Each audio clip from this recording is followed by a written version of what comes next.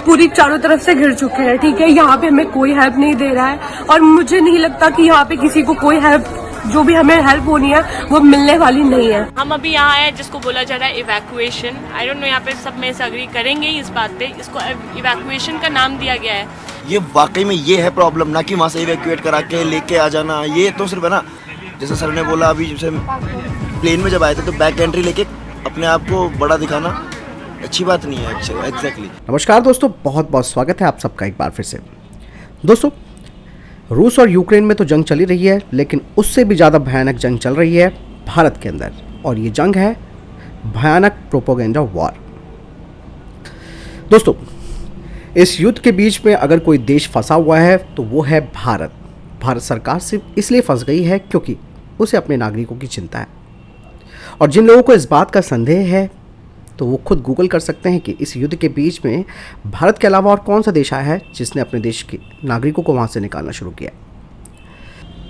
वहीं दोस्तों, अमेरिका की अगर बात करते हैं तो अमेरिका ने सबसे पहले अपने हाथ खड़े कर दिए थे, तो चाइना ने अपनी पहली फ्लाइट 6 मार्च को वहाँ भेजी।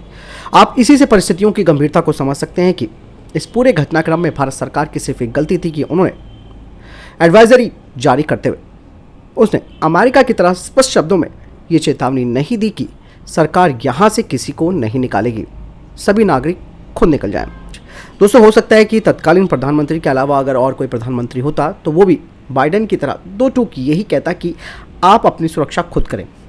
भारत सरकार के तमाम प्रयासों को धक्का तब लगता है जब ये एहसान फरामोश इंडिया वापस आते हैं और उल्टा भारत सरकार को दोष देते हैं। सोशल मीडिया पर ऐसे कई वीडियोस आपको मिल जाएंगे जिनमें ये छात्र भारत सरकार के दिशा निर्देशों का मजाक उड़ाते हुए और युद्ध की कामना करते हुए दिख रहे हैं।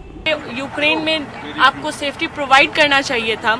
हमें जो सिटी ऑलरेडी इतनी खतरनाक थी, वहाँ पे या तो एम्बेसी से किसी को मदद के लिए भेजना था ताकि स्टूडेंट्स को वो गाइड कर सके बॉर्डर पे, वो तक नहीं किया गया है। स्टूडेंट्स को बस बोल दिया गया कि आप अपना बस पकड़ो और चले जाओ। आप समझ सकते हैं दोस्तों गंभीरता कितनी ज़्यादा जटिल है। इन बच्चों को जो निकाला जा रहा है उनमें से जो कुछ बच्चे हैं वो इस तरीके की बातें कह रहे हैं। उनको दो देशों के युद्ध में एक थ्रिल नज़र आ रहा है और रूस को फट्टू बताते हुए वे नजर आ रहे हैं।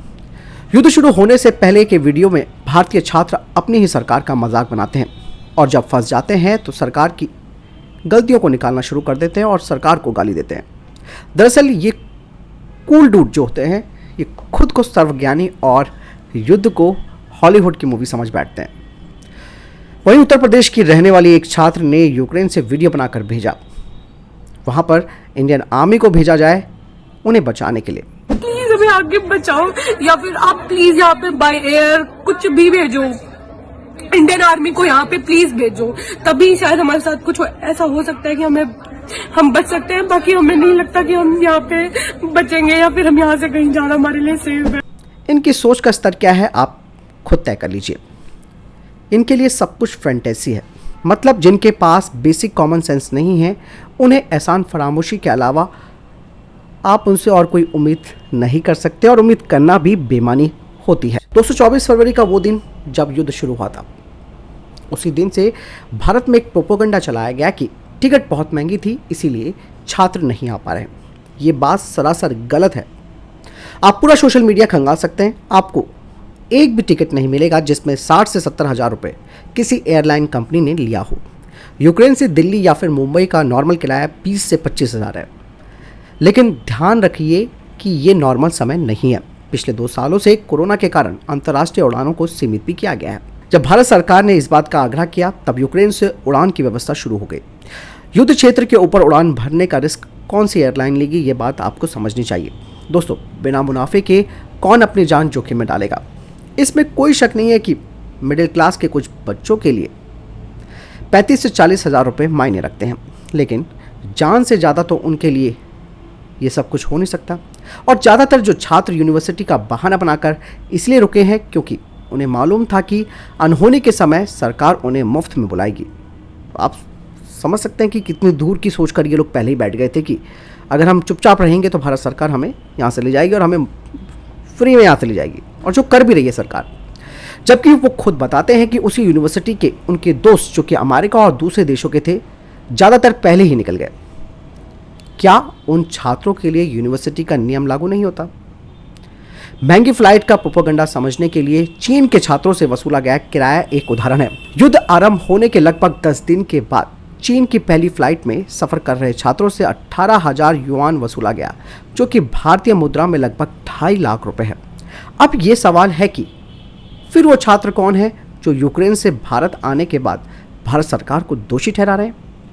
इसे समझने के लिए बेसिक कॉमन सेंस की दोस्तों जरूरत पड़ती है। आप सब जानते हैं कि कई लोगों ने यह देखा भी होगा कि मीडिया वाले किसी भी बाइट को लेने से पहले उसको समझाते हैं कि क्या बोलना है।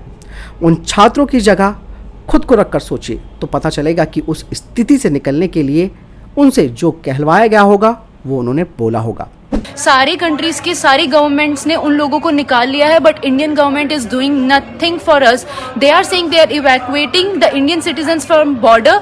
अगर सरकार की आलोचना करने से आपकी बात सुनी जाए तो आप भी करेंगे, ऑब्वियसली बात है। लेकिन भारत लौटने के बाद जो लोग सरकार को दोषी बता रहे हैं उनमें से ज़्यादातर एजेंडावादी हैं। छात्र एजेंडावादी नहीं हो सकते। अगर आप ऐसा भी सोचते हैं तो आपकी ये सोच गलत है और आपको दोबारा सोचना होगा। दिल्ली से बंगाल तक पिछले 7 सालों में अलग अलग मुद्दों पर छात्रों के नाम पर जो हुआ है उसे पूरी दुनिया देख रही है। दूसरा कारण आप समझ सकते हैं कि अगर एक फ्लाइट में 200 छात्र आ रहे हैं और सब सरकार की तारीफें करें तो ये मीडिया के लिए कोई खबर भी नहीं बनेगी। उनके 199 छात्रों की राय से ज़्यादा महत्वपूर्ण वो एक छात्र होगा जो सरकार की बुराई करेगा। अगर वो बच्चा अगर किसी बीजेपी पार्टी विरोधी नेता से ताल्लुक़ रखता है तो फिर सोने पे सुहागा है। जैसे कि कांग्रेस के नेता राहुल जी ने, सो कॉल्ड पप्पू भी कह सकते हैं, उन्होंने एक छात्र का बयान ट्वीट किया, लेकिन कुछ ही घंटों में उन्होंने अपनी पोल खोल दी। दरअसल एनडीटीवी का जो क्लिप राहुल गांधी ने शेयर किया था उसमें बयान देने वाली छात्र कांग्रेस नेता की बेटी निकली। दोस्तों, एक और वीडियो जो यूक्रेन से एक छात्र ने भेजा था वो समाजवादी पार्टी के नेता की बेटी निकली, जिसने हाल ही में प्रधानी का चुनाव जीता और विदेश चली गई। क्या आपने कभी देखा है कि मीडिया आपको बयान देने वाले छात्र या छात्रों के परिवारों के बारे में कुछ बताता है? उनको पता सब होता है, लेकिन वो आपको नहीं बताएंगे। उस छात्रा की खबर को ये नहीं दिखाएंगे जिसके लौटने के बाद उसके पिता ने पीएम केयर फंड में 35,000 रुपये का दान किया। युद्ध भूमि में दोस्तों दिक्कतें तो होती हैं, इसमें कोई शक नहीं है, लेकिन किसी भी देश में कर्तव्य सिर्फ सरकार का ही नहीं, नागरिकों का भी कुछ फर्ज होता है। अगर इन छात्रों ने सरकार की एडवाइजरी को गंभीरता से लिया होता तो ये ना फंसते और ना ही इनकी वजह से सरकार को मुश्किलें होती। भारत दुनिया का इकलौता देश है जहां की मीडिया अपने देश के खिलाफ प्रोपेगेंडा चलाती है। पूरी दुनिया में कोई ऐसा देश नहीं मिलेगा जो विदेशी मामलों में सरकार की आलोचना करे, खासकर जब मुद्दा इतना ज्यादा गंभीर हो। लेकिन भारतीय मीडिया डोकलाम से यूक्रेन तक ऐसा लगा मानो किसी और देश का सुपारी लेकर भारत के खिलाफ काम कर रही हो। यहाँ का मीडिया ये भी तय कर रहा है कि सरकार को यूक्रेन का पक्ष लेना चाहिए या रूस का। भारत सरकार सफल रही या विफल रही, ये आप किसी मोदी समर्थक से जानने के बजाय खुद कांग्रेसी समर्थक और कट्टर मोदी विरोधी संजय झा से जान सकते हैं। दोस्तों, आज के आभासी दुनिया में प्रोपेगेंडा की कई माध्यम है, लेकिन आपको अब खुद सोचना है कि 20,000 छात्रों में से कुछ गिने चुने लोगों का वीडियो वायरल कराया जा रहा है या टीवी पर दिखाया जा रहा हो तो क्या करें। अभी के वीडियो में बस इतना ही। आपसे अनुरोध है कि हमारे चैनल को सब्सक्राइब जरूर कीजिए और कमेंट जरूर दीजिएगा। मिलता हूं नई वीडियो के साथ।